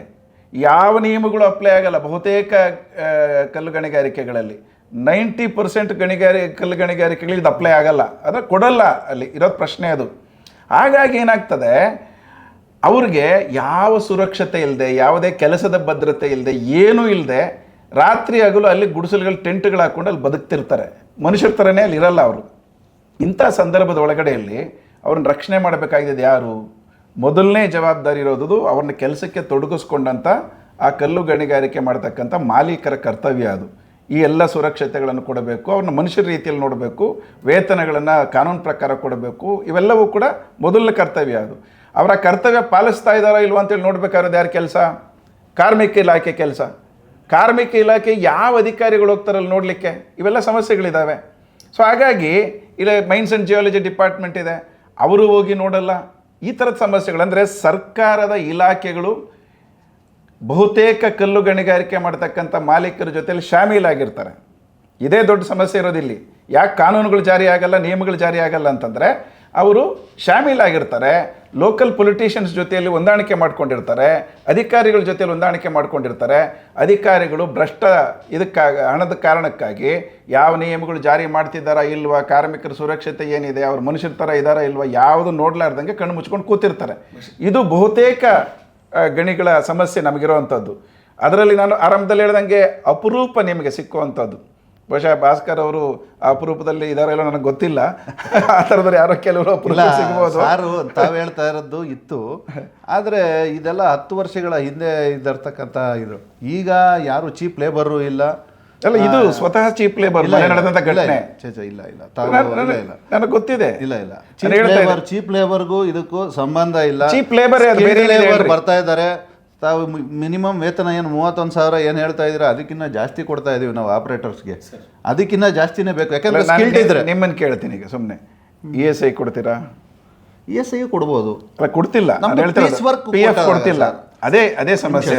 ಕನಿಷ್ಠ 8 ಜನಗಳ ಮೇಲೆ 10 ಜನಗಳ ಮೇಲೆ ಇದ್ದರೆ ಎಲ್ಲ ಥರವಾದ ಒಂದು ಇದನ್ನು ಪಾಲಿಸ್ತಾ ಇದ್ದಾರೆ. ಯಾರ್ಯಾರು ದೊಡ್ಡ ಕ್ವಾರಿಗಳಿದ್ದಾರೆ, ಸಣ್ಣ ಪುಟ್ಟ ಕ್ವಾರಿಗಳು, 1 ಎಕ್ಸ್ಕವೇಟರ್ ಇಟ್ಕೊಂಡಿದ್ದಾರೆ ಸರ್, 1 ಲಾರಿ ಇಟ್ಕೊಂಡಿದ್ದಾರೆ, 2 ಎಕರೆ ಕ್ರಷರ್ ಬಂಡೆ ಇಟ್ಕೊಂಡಿದ್ದಾರೆ ಸರ್, ಒಂದು ಸಣ್ಣ ಕ್ರಷರ್ ಹಾಕ್ಕೊಂಡಿದ್ದಾರೆ, ಅದರೊಳಗಡೆ ಜೀವನ ನಡೆಸ್ತಾ ಇದ್ದಾರೆ. ಅವರು ನೀನು ESI ಕೊಡು, PF ಕೊಡು ಅಂತ ಹೇಳಿದ್ರೆ ಕೊಡೋಕ್ಕಾಗಲ್ಲ ಸರ್. ದೊಡ್ಡ ಪ್ರಮಾಣದ್ದು ನೀವು ಹೇಳ್ತಾ ಇರ್ತಕ್ಕಂಥ ಎಲ್ಲ ಬರಬೇಕು, ನೀವು ಹೇಳ್ತಕ್ಕಂಥಂಗೆ ಕನಿಷ್ಠ ಇದು ಕನಿಷ್ಠ ಅಲ್ಲ ಸರ್. ನಿಮ್ಗೆ ಕೇಳ್ತೀನಿ, ಇದು ಒಬ್ಬ ಮನುಷ್ಯ ಎಲ್ಲಿಂದನೋ ಬಂದಿದ್ದಾನೆ, ಇಲ್ಲ ಕಾನೂನು ನಿಯಮಗಳಿಗೆ ಅತ್ಯಂತ ನಿಕೃಷ್ಟವಾದ ಜೀವನ ನಡೆಸ್ತಾ ಇದ್ದಾರೆ. ಅವರೆಲ್ಲ ಒಂದು ಶೆಡ್ ಅಲ್ಲಿ ಹಾಕೊಟ್ರೋ ಶೆಡ್ ಅಲ್ಲಿ ಬದುಕ್ತಿರ್ತಾರೆ, ಇಡೀ ಕುಟುಂಬಗಳಲ್ಲಿ ಇರ್ತವೆ, ಮಕ್ಕಳು ಮರಿ ಸಮೇತ ಅಲ್ಲಿ ಇದ್ದಾರೆ. ಅವರಿಗೆ ಕನಿಷ್ಠ ಈ ಕಾನೂನು ಪ್ರಕಾರ ಸಿಗಬೇಕಾದ ಸೌಲಭ್ಯ ಪ್ರಕಾರ ಏನು ಇಲ್ಲ ಅಂತ ಹೇಳಿದ್ರು ಕಾನೂನು ಖಂಡಿತ ಅದರದೇ ಆದ ಕ್ರಮ ತಗೊಳುತ್ತೆ. ಕಾನೂನು ಖಂಡಿತ ನೋಟಿಸ್ ಮಾಡುತ್ತೆ ಎಲ್ಲರಿಗೂ. ಕಾನೂನಲ್ಲಿ ಯಾರಿದ್ದಾರೆ 8 ಜನ 10 ಜನದ ಮೇಲ್ಗಡೆ ಯಾರು ಕ್ವಾರಿ ವರ್ಕರ್ಸ್ ಇದ್ದಾರೆ ಅವರೆಲ್ಲ they are under ESI and PF ಇದ್ದಾರೆ. ಅದರಲ್ಲಿ ಸುಮಾರು ಜನ ಇದ್ದಾರೆ. ಈಗ ನಾನು ಕೊಡ್ತೀನಿ ತಮ್ಗೆ ಎಷ್ಟೇ ಈ ಘಟನೆ ಮೊನ್ನೆ ಘಟನೆ ನಿಮ್ಗೆ ಹೇಳ್ತೀನಿ. ಅಲ್ಲಿ ESI ಇಲ್ಲ, ಅಲ್ಲಿ PF ಇಲ್ಲ, ಓವರ್ ಟೈಮ್ ಪೇಮೆಂಟ್ ಕೊಡಲ್ಲ, ಆಯ್ತಾ? ಇವೆಲ್ಲ ಕಾನೂನು ನಾವೇ ಮಾಡ್ಕೊಂಡ್ರೆ ಕಾನೂನುಗಳಲ್ವಾ? ಆ ಕಾನೂನುಗಳನ್ನ ಹೆಂಗ್ ಉಲ್ಲಂಘನೆ ಮಾಡೋದು? ಇವತ್ತು ಪೇಮೆಂಟ್ ಬೆಳಗ್ಗೆ ಕೆಲಸಕ್ಕೆ ಬರಲ್ಲ, ಹೇಳ್ರಿ. ಈಗ ನೀವು ಒಂದು ಹೇಳಿದ್ರಿ ಮಾತಾಡ್ತಾ, ಈಗ ಶಿವಮೊಗ್ಗ ಸಮೀಪದ ಹುಣಸೋಡಲ್ಲಿ ಜಿಲಿಟೇನ್ ಕಡಿ ತುಂಬಿದ ಲಾರಿ ಬ್ಲಾಸ್ಟ್ ಆದ ನಂತರ ಇಡೀ ರಾಜ್ಯದ ಎಲ್ಲ ಜಲ್ಲಿ ಕ್ರಷರ್ಗಳನ್ನು ಸ್ಥಗಿತಗೊಳಿಸಿದ್ರು ಕಾರ್ಯವನ್ನು, ಪರಿಶೀಲನೆ ಮಾಡಲಿಕ್ಕೆ ಮತ್ತು ಒಂದು ನಿಯಮಗಳನ್ನು ಇಂಪ್ಲಿಮೆಂಟ್ ಮಾಡಲಿಕ್ಕೆ, ಹೊಸ ನಿಯಮಗಳನ್ನು ಇಂಪ್ಲಿಮೆಂಟ್ ಮಾಡಲಿಕ್ಕೆ. ಈಗ ಆಗ ಮನೆ ಕಟ್ತಕ್ಕಂಥವ್ರು, ರಸ್ತೆಗಳ ಕಾರ್ಯಕ್ಕೆ ಜಲ್ಲಿಯನ್ನು ಬಳಸ್ತಕ್ಕಂಥವ್ರು ತುಂಬ ಪರದಾಟವನ್ನು ಮಾಡಿದರು. ನಮ್ಮ ರಾಜ್ಯದಲ್ಲಿ ಬೇಡಿಕೆ ಎಷ್ಟಿದೆ, ಪೂರೈಕೆ ಎಷ್ಟಿದೆ, ಯಾಕೆ ಬೇಡಿಕೆಯಷ್ಟು ಪೂರೈಕೆ ಮಾಡೋಕ್ಕಾಗ್ತಾ ಇಲ್ಲ, ಅಕ್ರಮಗಳಿಗೆ ಯಾಕೆ ಅವಕಾಶ ಕೊಡಬೇಕು, ಇರೋದನ್ನು ಕರೆಕ್ಟಾಗಿ ಮೇಂಟೈನ್ ಮಾಡಿದರೆ ಪೂರೈಕೆ ಮಾಡೋಕ್ಕಾಗೋದಿಲ್ವಾ? ಸರ್ ಖಂಡಿತ ನೀವು ಕೇಳ್ತಾ ಇರ್ತಕ್ಕಂಥ ಪ್ರಶ್ನೆ ತುಂಬ ಚೆನ್ನಾಗಿದೆ. ಏನಾಗಿದೆ, ನಮ್ಮ ರಾಜ್ಯದಲ್ಲಿ ಬೇಡಿಕೆಯಷ್ಟು ಪೂರೈಕೆ ಆಗ್ತಾ ಇದೆ ಸರ್. ಏನು ಅಂಥ ಒಂದು ಶಾರ್ಟೇಜ್ ಏನೂ ಇಲ್ಲ ನಮಗೆ. ಇನ್ನೂ ಒಂದು ಹೇಳಬೇಕು ಅಂದರೆ ಈ ಕಾಲಘಟ್ಟದಲ್ಲಿ ತುಂಬ ನಾವು ಏನು ನಮ್ಮ ಒಂದು ಪ್ರೊಡಕ್ಷನ್ ಅಂತ ಏನು ಹೇಳ್ತೀವಿ ಅದು ಏನಾಗ್ತಾ ಇದೆ ಮಾರ್ಕೆಟ್ನಲ್ಲಿ ಸರ್ಪ್ಲೆಸ್ ಆಗಿದೆ. ಜನಸಾಮಾನ್ಯರಿಗೆ, ಅತಿ ಬಡವರಿಗೆ ಅತಿ ಕಮ್ಮಿ ದುಡ್ಡಲ್ಲಿ ನಾವು ಮನೆ ಕಟ್ಕೊಳ್ಳೋದಕ್ಕೆ ಎಮ್ಸ್ಯಾಂಡು ಅಥವಾ ಜಲ್ಲಿ ಉತ್ಪನ್ನಗಳನ್ನ ಕೇವಲ 1 ಟನ್ಗೆ 10 ರೂಪಾಯಿ 20 ರೂಪಾಯಿ ಲಾಭ ಇಟ್ಕೊಂಡು ನಾವು ಜನರು ಕೊಡ್ತಾಯಿದ್ದೀವಿ. ಹಾಗಾಗಿ ಆ ಟೈಮ್ನಲ್ಲಿ ಸಮಸ್ಯೆ ಆಗಿತ್ತು ಬಂದಾದಾಗ. ಈಗ ಖಂಡಿತ ಯಾವುದೇ ಥರವಾದ ಸಮಸ್ಯೆನ ನಾವು ಅಂದರೆ ಸರ್ಕಾರದವರಾಗಲಿ ಜನಸಾಮಾನ್ಯರಾಗಲಿ ಇದರಿಂದ ಯಾವುದೇ ಥರವಾದ ಒಂದು ಇದನ್ನು ಅನುಭವಿಸ್ತಾ ಇಲ್ಲ. ಆದರೆ ಕ್ರಷರ್ ಮಾಲೀಕರಿಗೆ, ಕ್ವಾರಿ ಮಾಲೀಕರಿಗೆ ಸರ್ಕಾರದಿಂದ ತುಂಬ ಅಂದರೆ ತುಂಬ ಕಿರುಕುಳ ಇದೆ. ಆ ರೂಲ್ಸ್ ಫಾರ್ಮೇಷನ್ ಮಾಡಿರೋದೆ ಇವಾಗ MMRD ಆ್ಯಕ್ಟ್ 1953 ಸಾರ್ ಹೇಳ್ದಂಗೆ ಅದರ ಅಡಿ ಒಳಗಡೆಗೆ ಒಂದು KMMCR ಅಂದ್ಬಿಟ್ಟು Karnataka state minor mineral concession rules ಅಂತ ಮಾಡಿದ್ದಾರೆ.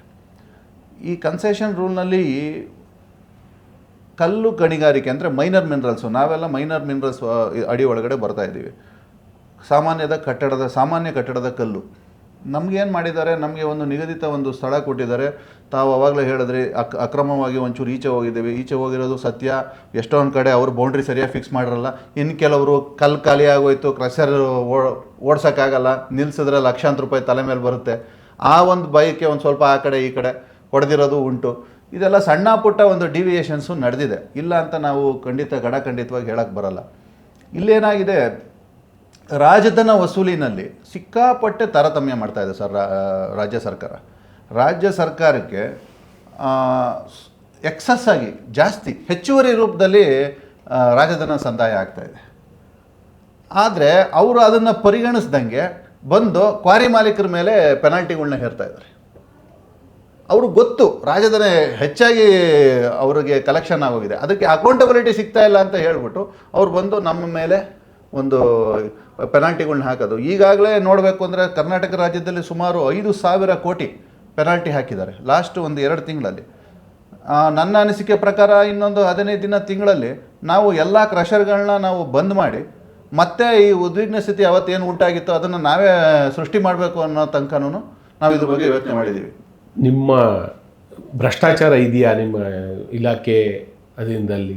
ಸರ್, ಭ್ರಷ್ಟಾಚಾರ ಆ ಮಟ್ಟಕ್ಕೆ ಇಲ್ಲ, ಭ್ರಷ್ಟಾಚಾರ ಆ ಮಟ್ಟಕ್ಕಿಲ್ಲ. ಆದರೆ ಕೆಲವೊಂದು ನಿಯಮ ರೂಪಿಸ್ಬೇಕಾದ್ರೆ ಇವರು ತುಂಬ ದ್ವಂದ್ವ ನೀತಿಗಳನ್ನ ಮಾಡಿಬಿಟ್ಟಿದ್ದಾರೆ, ಡಬಲ್ ಸ್ಟ್ಯಾಂಡರ್ಡ್ಸ್ ತೊಗೊಂಡಿದ್ದಾರೆ. ಇವಾಗ ನಾನು ಹೇಳ್ದಂಗೆ ರಾಜಧನನ ಒಂದು ಕಾಂಟ್ರಾಕ್ಟರ್ಸ್ ಮೂಲಕನೂ ವಸೂಲಿ ಮಾಡ್ತಾ ಇದ್ದಾರೆ. ಎರಡನೇದು ನಮ್ಮ ಪಿಟ್ ಮೆಜರ್ಮೆಂಟ್ ಅಂತ ಮಾಡ್ತಾರೆ. ನಮ್ಮ ಕ್ವಾರಿಗೆ ಬಂತು ಅವ್ರ ಟೇಪ್ನಲ್ಲಿ ಎಷ್ಟು ಹೊಡೆದಿದ್ದೀರಾ ಏನು ಅಂತ, ಎರಡು ಕಡೆ ರಾಯಲ್ಟಿ ಕಲೆಕ್ಷನ್ ಮಾಡ್ತಾ ಇದ್ದಾರೆ, ಡಬಲ್ ಸ್ಟ್ಯಾಂಡರ್ಡ್. ಈ ಕಾಂಟ್ರಾಕ್ಟರ್ ಮೂಲಕ ಸಂದಾಯ ಆಗಿರ್ತಕ್ಕಂಥ ಹಣಕ್ಕೆ ಲೆಡ್ಜರ್ ಇಟ್ಕೊಂಡಿದ್ದಾರೆ, ತೆಗೆದು ಸೈಡ್ ಇಟ್ಕೊಂಡ್ಬಿಡ್ತಾರೆ. ನಾವು ಹೋದಾಗ ತೋರಿಸಲ್ಲ, ಬರೀ ನಿಮ್ದು ಎಷ್ಟಿದೆ ಪಿಟ್ಟು ಅಷ್ಟಕ್ಕೆ ಮಾತ್ರ ನಮಗೆ ರಾಯಲ್ಟಿ ಕಟ್ಟಿ ಅಂತ ಇದ್ದಾರೆ. ಈ ಥರ ಡಬಲ್ ಸ್ಟ್ಯಾಂಡರ್ಡಲ್ಲಿ ಡಬಲ್ ರಾಯಲ್ಟಿ ಕಲೆಕ್ಷನ್ ಮಾಡಿಕೊಂಡು ಇದೊಂದು ದೊಡ್ಡ ಅಕ್ರಮ ಸರ್. ಇದು ಸುಮಾರು ಇದು ಒಂದು ಹೇಳಬೇಕು ಅಂದರೆ ಒಂದು 25-30 ಸಾವಿರ ಕೋಟಿದು ಹಗರಣ ಇದು. ಇವತ್ತು ನಿಮ್ಮ ಮಾಧ್ಯಮ ಮುಖಾಂತರ ನಾನು ಹೇಳ್ತಾ ಇದ್ದೀನಿ, ಅವರು ಅಲ್ಲಿ ಎಷ್ಟು ಕಲೆಕ್ಷನ್ ಮಾಡ್ಕೊಂಡಿದ್ದಾರೆ ಅಂತ ಅವ್ರ ಅಕೌಂಟಬಿಲಿಟಿ ಅವ್ರು ಕೊಡ್ತಾ ಇಲ್ಲ. ಹಾಗಾಗಿ ಕ್ವಾರಿ ಮಾಲೀಕರಿಗೆ ಇವತ್ತು ತುಂಬ ಸಂಕಷ್ಟದ ಸಂದಿಗ್ಧ ಪರಿಸ್ಥಿತಿನಲ್ಲಿದ್ದಾರೆ.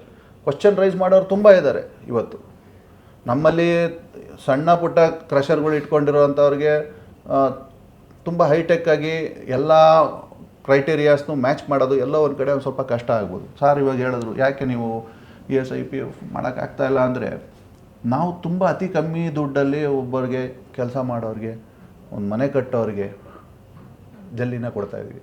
ನಾವು ಕಾರ್ಪೊರೇಟ್ ಮಾಡಿದ್ರೆ ಎಲ್ಲ ಮಾಡ್ಬೋದು. ಆವಾಗ ಇವಾಗ ಕಾಂಕ್ರೀಟ್ ಇಂಡಸ್ಟ್ರಿ ಫಾರ್ ಎಕ್ಸಾಂಪಲ್, ಅದು ಸಣ್ಣ ಪುಟ್ಟದಲ್ಲ, ದೊಡ್ಡ ಇನ್ವೆಸ್ಟ್ಮೆಂಟು ಕಾರ್ಪೊರೇಟ್ ಸ್ಟೈಲ್ನಲ್ಲಿ ಮಾಡ್ತಾಯಿದ್ದಾರೆ. ಅವರು ಗ್ರೀನ್ ಸಿಟಿನೂ ಮಾಡ್ತಾರೆ, ಎಲ್ಲ ಮಾಡ್ತಾರೆ. ಕಂಪ್ಯೂಟರೈಸ್ಡ್ ಬಿಲ್ ತೆಗೆದು ಕೊಡ್ತಾರೆ. ಸ್ಯಾಂಡು ನಾವು 1 ಟನ್ಗೆ 650 ರೂಪಾಯಿ ಕೊಡ್ತಾಯಿದ್ದೀವಿ. ಅವ್ರು ಬಂದರೆ 2000 ರೂಪಾಯಿ ಕೊಡ್ತಾರೆ. 2000 ರೂಪಾಯಿಗೆ ಕ್ಯೂನಲ್ಲಿ ನಿಂತ್ಕೊಂಡು ಜನಸಾಮಾನ್ಯನ ಮೇಲೆ ಹೊರೆ ಆಗುತ್ತೆ. ಅದು ಇದೆ ನಮ್ಮಲ್ಲಿ ಇರ್ತಕ್ಕಂಥ ಕುಂದುಕೊರತೆಗಳನ್ನ ನಿವಾರಿಸ್ಕೊಳ್ಳೋದಕ್ಕೆ ಹಣ ಅನ್ನೋದು ಬೇಕೇ ಬೇಕು. ಆ ಹಣ ಜಾಸ್ತಿ ಖರ್ಚು ಮಾಡಿದ್ರೆ ಅಂದರೆ ಬ್ಯಾಲೆನ್ಸಿಂಗ್ ಆ್ಯಕ್ಟ್ ಇದು. ನಾನು ಹೇಳ್ದಂಗೆ 20 ರೂಪಾಯಿ ಮಾರ್ಜಿನಲ್ಲಿ 20 ರೂಪಾಯಿ ಪ್ರಾಫಿಟ್ನಲ್ಲಿ ನಾವು 1 ಟನ್ಗೆ ಕೊಟ್ಟು ನಾವು ನಮ್ಮ ಕಾರ್ಯನ ನಡೆಸ್ಕೊಂಡು ಹೋಗ್ತಾ ಇದ್ದೀವಿ. ಈ ಥರ ಒಂದು ಆಮೇಲೆ 70-80% ನಾವು ಏನು ಪ್ರೊಡಕ್ಷನ್ ಮಾಡ್ತಾ ಇದ್ದೀವಿ, ಇದು ರಾಜ್ಯ ಹಾಗೂ ರಾಷ್ಟ್ರದ ಪ್ರಗತಿಪರ ಕಾರ್ಯಗಳಿಗೆ, ರೋಡು, ಇನ್ಫ್ರಾಸ್ಟ್ರಕ್ಚರು, ಗೋರ್ಮೆಂಟ್ ವರ್ಕ್ಸ್ಗೆ ಹೋಗ್ತಾ ಇರೋದು ನಮ್ಮಲ್ಲಿ 70 ಭಾಗ. ಇದರಲ್ಲಿ ಒಟ್ಟಾರೆ ನಾವು ಗಮನಿಸಬೇಕಾಗಿರೋದು ಈ ಗಣಿಗಾರಿಕೆ, ಕಲ್ಲು ಗಣಿಗಾರಿಕೆ ವಿಚಾರದ ಒಳಗಡೆಯಲ್ಲಿ ಕರ್ನಾಟಕ ರಾಜ್ಯದಲ್ಲಿ 3000ಕ್ಕೂ ಹೆಚ್ಚು ಕಲ್ಲು ಗಣಿಗಳಿದ್ದಾವೆ ಅನ್ನುವಂಥ ವರದಿಗಳಿದ್ದಾವೆ. ಅದರಲ್ಲಿ ರಿಜಿಸ್ಟರ್ಡ್ ಗಣಿಗಳಿದ್ದಾವೆ, ಅನ್ರಿಜಿಸ್ಟರ್ಡು ಗಣಿಗಾರಿಕೆಗಳು ಇದರೊಳಗಡೆಯಲ್ಲಿದ್ದಾವೆ. ಅಕ್ರಮವಾದ್ದು ಆ ಭಾಗವಾಗಿ ಅಕ್ರಮವಾದ ಕೆಲವೊಂದು ನಾವು ಹೇಳ್ಬೋದು. ಆದರೆ 2 ಪ್ರಶ್ನೆಗಳು ನಾವು ಪ್ರಧಾನವಾಗಿ ಗಮನಿಸಬೇಕು. ಒಂದು, ಇದರಲ್ಲಿ ಸಣ್ಣ ಪ್ರಮಾಣದ ಕಲ್ಲು ಗಣಿಗಾರಿಕೆ ಮಾಡ್ತಕ್ಕಂಥವರ ಮಾಲೀಕರುಗಳ ಸಮಸ್ಯೆಗಳು ಭಾಳ ಭಿನ್ನವಾಗಿದ್ದಾವೆ, ಮತ್ತು ದೊಡ್ಡ ಪ್ರಮಾಣದ ಕಲ್ಲು ಗಣಿಗಾರಿಕೆ ಮಾಡ್ತಕ್ಕಂಥವ್ರ ಸಮಸ್ಯೆಗಳು ಭಿನ್ನವಾಗಿದ್ದಾವೆ. ಆದರೆ ಅತಿ ಹೆಚ್ಚಿನ ಕಲ್ಲು ಗಣಿಗಾರಿಕೆಗಳಿರೋದು ಸಣ್ಣ ಮತ್ತು ಅತಿ ಸಣ್ಣ ಕಲ್ಲು ಗಣಿಗಾರಿಕೆಗಳನ್ನೇ ನಾವು ಗಮನಿಸ್ತಿರೋದು. ಇಲ್ಲಿ ಸರ್ಕಾರ ಅದನ್ನು ಉದ್ದಿಮೆಯಾಗಿ ನಡೆಸುವಂಥ ಜನಕ್ಕೆ ಬೇಕಾಗಿರ್ತಕ್ಕಂಥ ಸವಲತ್ತುಗಳು, ಸಹಕಾರಗಳು, ಸೌಲಭ್ಯಗಳನ್ನ ಕೊಡೋದು ಅದು ಪ್ರತ್ಯೇಕವಾಗಿ ಸರ್ಕಾರ ಯೋಚನೆ ಮಾಡಬೇಕು. ಅದನ್ನು ಅದೇ ಸಂದರ್ಭದಲ್ಲಿ ನಿಯಮಗಳನ್ನು ಸರಿಯಾದ ರೀತಿಯಲ್ಲಿ ರೂಪಿಸೋದು ಅಥವಾ ಪಾಲಿಸುವಂಥ ಕೆಲಸವನ್ನು ಅವ್ರು ಮಾಡಬೇಕು. ಎರಡನೇದಾಗಿ ನಿಯಮಗಳು ಅಂತಂದಾಗ ಅದು ಸಣ್ಣ ಅತಿ ಸಣ್ಣ ಕಲ್ಲು ಗಣಿಗಾರಿಕೆ ಮಾಡ್ತಕ್ಕಂಥವ್ರಿಗೂ ಅವರ ಇದನ್ನು ಉದ್ದಿಮೆ ನಡೆಸೋದಕ್ಕೆ ಪೂರಕವಾಗಿರುವಂಥ ನಿಯಮಗಳಿರಬೇಕು. ಅದೇ ಸಂದರ್ಭದಲ್ಲಿ ನಾವು ಸತತವಾಗಿ ಶತಮಾನಗಳ ಕಾಲ ಹೋರಾಟಗಳ ಮುಖಾಂತರ ಬದುಕನ್ನು ಕಟ್ಕೊಳ್ಳಿಕ್ಕೆ ರೂಪಿಸ್ಕೊಂಡಿರ್ತಕ್ಕಂಥ ಕಾರ್ಮಿಕರ ನಿಯಮಗಳೇನಿದ್ದಾವೆ ಅವುಗಳನ್ನ ಪಾಲಿಸಲಿಕ್ಕೂ ಬೇಕಾಗಿರ್ತಕ್ಕಂಥ ಕ್ರಮಗಳನ್ನ ತಗೋಬೇಕು. ಇಲ್ಲಿ ಭಾಳ ಮುಖ್ಯವಾಗಿ ನಾನು ಹೊಣೆಗಾರಿಕೆ ಮಾಡುವಂಥದ್ದು ಒಂದು ಸರ್ಕಾರದ ಇಲಾಖೆಗಳು ಮತ್ತು ಸರ್ಕಾರದ ಅಧಿಕಾರಿಗಳು ಅವ್ರು ರೂಪಿಸ್ತಕ್ಕಂಥ ನಿಯಮಗಳು ಮತ್ತು ಕಾರ್ಮಿಕ ಇಲಾಖೆ ಅಧಿಕಾರಿಗಳು ಮತ್ತು ಅವರ ನಿಯಮಗಳೇನಿದ್ದಾವೆ ಅದನ್ನು ಪ್ರಾಯೋಗಿಕವಾಗಿ ಸರಿಯಾದ ರೀತಿಯಲ್ಲಿ ರೂಪಿಸ್ತಕ್ಕಂಥ ಪರಸ್ಪರ ಹೊಂದಾಣಿಕೆಯಿಂದ ಅದನ್ನು ಪಾಲಿಸ್ಲಿಕ್ಕೆ ಬೇಕಾಗಿರ್ತಕ್ಕಂಥ ಕ್ರಮಗಳನ್ನ ತಗೋಬೇಕೇ ಹೊರತು ಹಣ ಮಾಡಲಿಕ್ಕಾಗಿ ಬೆದರಿಸೋದು, ಮಾಲೀಕರ ಹತ್ರ ಬೆದರಿಸಿ ಹಣ ತಗೊಳ್ಳುವಂಥದ್ದು, ಅವರು ಅಕ್ರಮವಾಗಿ ಚಟುವಟಿಕೆಗಳು ಮಾಡಲಿಕ್ಕೆ ಬೇಕಾದಂಗೆ ಪ್ರೋತ್ಸಾಹ ಮಾಡಿ ಸರ್ಕಾರದ ಅಧಿಕಾರಿಗಳೇ ಕುಮ್ಮಕ್ಕು ಕೊಡುವಂಥದ್ದು, ಇವುಗಳು ನಿಲ್ಲಿಸಬೇಕು. ಆ ಕಿರುಕುಳ ನಿಂತರೆ ಅವರು ಕಾರ್ಮಿಕರಿಗೆ ಸರಿಯಾಗಿ ನೋಡ್ಕೊಳ್ಳೋಕ್ಕೆ ಸಾಧ್ಯತೆಗಳು ಬರ್ತವೆ ಮತ್ತು ಸರ್ಕಾರದ ಇಲಾಖೆಗಳು ಕಾರ್ಮಿಕರ ಹಿತರಕ್ಷಣೆಯನ್ನು ಕಾಪಾಡಬೇಕು. ಹೀಗಾಗಿ ಜನ ಸತ್ತರೆ ಕೊನೆಗೆ ಯಾವ ಉದ್ದಿಮೆ ಮಾಡಿ ಏನು ಮಾಡೋದು ಅನ್ನೋಂಥ ಪ್ರಶ್ನೆ ಬಂದುಬಿಡ್ತದೆ. ಹಾಗಾಗಿ ಪ್ರಾಣಗಳನ್ನ ಕಾಪಾಡಬೇಕು, ಅವ್ರ ಬದುಕನ್ನು ಕಾಪಾಡಬೇಕು. ಆ ನಿಟ್ಟಿನಲ್ಲಿ ಸರ್ಕಾರ ವಿಶೇಷವಾಗಿ ಗಮನ ಕೊಡಬೇಕು ಅಂತೇಳಿ ನನಗನ್ನಿಸ್ತದೆ ಸರ್. ವೀಕ್ಷಕರೇ, ಇದುವರೆಗೂ ಕಲ್ಲು ಗಣಿಗಾರಿಕೆ ಪ್ರದೇಶದಲ್ಲಿ ಕೆಲಸ ಮಾಡ್ತಕ್ಕಂತಹ ಕಾರ್ಮಿಕರ ಬವಣೆಗಳು, ಜಲ್ಲಿ ಕ್ರಷರ್ ಮಾಲೀಕರ ಒಂದು ಸಂಕಷ್ಟ, ನಿಯಮಗಳ ಪಾಲನೆ ಮತ್ತು ಉಲ್ಲಂಘನೆಯ ಕುರಿತು ಸುದೀರ್ಘವಾಗಿ ಈ ಚರ್ಚೆಯಲ್ಲಿ ಭಾಗವಹಿಸಿ ಮಾತಾಡಿರ್ತಕ್ಕಂತಹ ಕಲ್ಲು ಗಣಿ ಮತ್ತು ಜಲ್ಲಿ ಕ್ರಷರ್ ಮಾಲೀಕರ ಸಂಘದ ಒಕ್ಕೂಟದ ಪ್ರಧಾನ ಕಾರ್ಯದರ್ಶಿಯಾಗಿರ್ತಕ್ಕಂಥ CS ಭಾಸ್ಕರ್ ಅವರು ಹಾಗೂ CITU ರಾಜ್ಯ ಮುಖಂಡರಾಗಿರ್ತಕ್ಕಂಥ ಪ್ರಕಾಶ್ ಅವರಿಗೆ ಧನ್ಯವಾದಗಳು ಸರ್. ವೀಕ್ಷಕರೇ, ನಿರಂತರ ಚರ್ಚೆಗಳು, ಸುದ್ದಿಗಳಿಗಾಗಿ ನೋಡ್ತಾ ಇರಿ ಪ್ರಜಾವಾಣಿ ಪಾಡ್ಕಾಸ್ಟ್. ನಮಸ್ಕಾರ.